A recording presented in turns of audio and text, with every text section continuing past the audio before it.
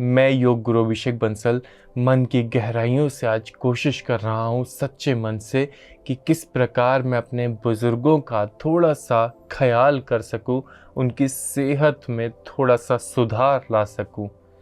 आइए मेरे साथ करते हैं प्राणायाम का अभ्यास, क्योंकि हम प्राणायाम के अभ्यास को बिल्कुल भी नज़रअंदाज नहीं कर सकते। प्राणायाम का अभ्यास ही हमें निरोगी काया की तरफ हाथ पकड़ कर लेकर जाएगा।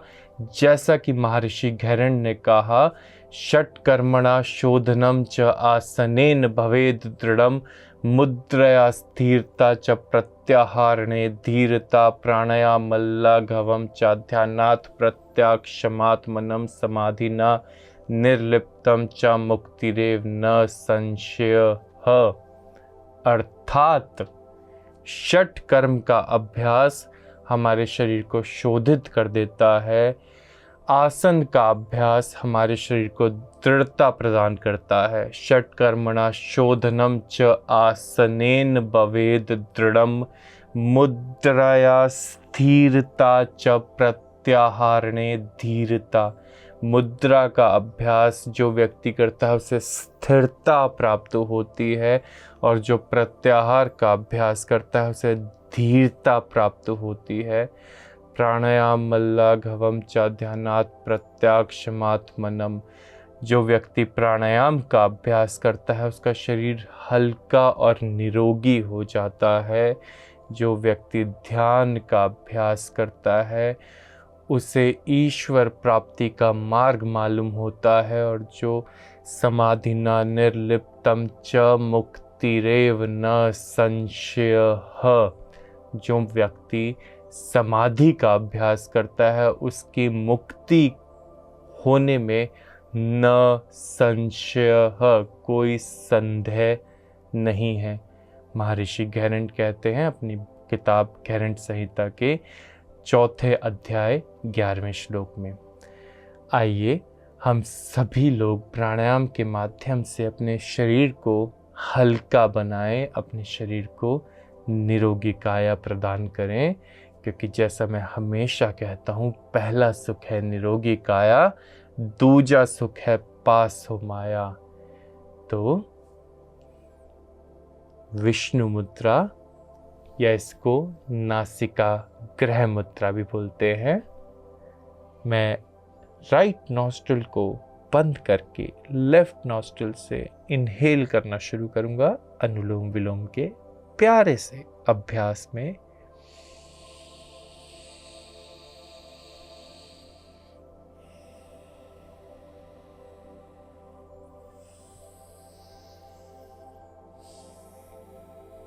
और अपने सभी युवा भाइयों से एक ही विनती करूंगा हाथ जोड़ करके कि बुजुर्गों की अहमियत को समझें। बुजुर्गों का तजुर्बा जो है वो हमारे लिए एक वरदान है। आज का युवा अपने बुजुर्गों को छोड़ता चला जा रहा है, उन्हें दरकिनार करता चला जा रहा है, उन्हें एक फर्नीचर के समान बोझ समझता चला जा रहा है। वो पुरानी रखी मेज, पुरानी रखी कुर्सी उन्हें एक बोझ जैसी लगती है। अपने घर के बड़े बुजुर्ग भी उन्हें उसी पुरानी कुर्सी के भांति फर्नीचर जैसे लगते हैं। आज का युवा ये नहीं समझता कि बुजुर्ग ही हैं जो छाया बनकर हमारे परिवार को चलाते चले जा रहे हैं। बुजुर्ग ही कितने ही कांटे सहकर आपको फूलों की राह पर चला रहे हैं, और बुजुर्ग कभी भी मेंशन नहीं करते, कभी भी जताते नहीं कि उन्होंने क्या क्या सैक्रिफाइस आपके लिए करे हैं, और आप तक उनके सैक्रिफाइसेस कभी भी पहुंच नहीं पाते। तो केवल और केवल आज मेरी आपसे हाथ जोड़ करके मन की गहराइयों से गुजारिश है कि अपने घर के बुजुर्गों के साथ कुछ समय बिताने की कोशिश करें, उनकी आँखों में आँखें डालकर उनसे बात करने की कोशिश करें, क्योंकि मुझे मालूम है युवा जो है वो बुज़ुर्गों से आँख में आँख डालकर नहीं बात करते, वो आँखें चुराते हैं, वो बात भी नहीं करना चाहते हैं, वो बातों में इंटरेस्टेड ही नहीं होते हैं अपने बुज़ुर्गों की। उनके बड़े उनसे बात करते रहते हैं और युवा जो हैं वो फ़ोन की तरफ देखते रहते हैं, दीवारें देखते रहते हैं, नज़रें चुराते हैं, ये उम्मीद करते हैं कब बातें ख़त्म हो और कब मैं यहाँ से जाऊँ, ये उम्मीद करते रहते हैं युवा। तो मेरी आपसे हाथ जोड़कर गुजारिश है कि कृपया करके उनके साथ बैठें, उनकी बातों में दिलचस्पी लाएं, अपने आप को जगाएं, क्योंकि आप जब उनसे बात करने बैठेंगे तो आप पाएंगे कि उनसे बेहतर दोस्त और कोई भी नहीं है, उनसे बेहतर मित्र आपको मिल ही नहीं सकते। उनकी बातों में जीवन का सार होता है। मैंने लेफ्ट हैंड से एक्सहेल करके अनुलोम विलोम के अभ्यास को छोड़ दिया है। आइए कपालभाति के अभ्यास पर आते हैं।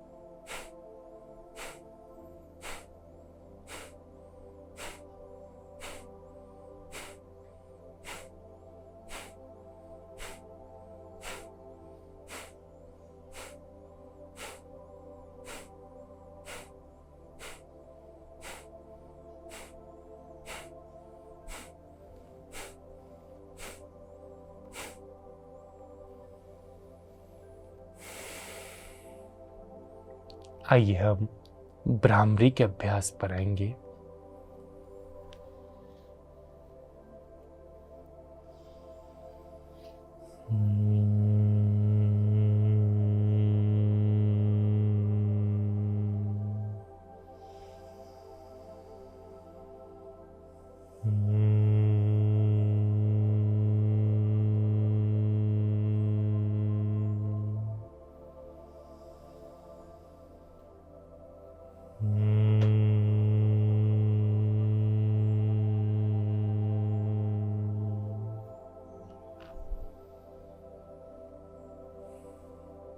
और एक आखिरी 1 मिनट का कुंभक का अभ्यास। मैं केवल और केवल अपनी श्वास को भीतर भर के रोकने का प्रयास करूंगा। श्वास भीतर भरी,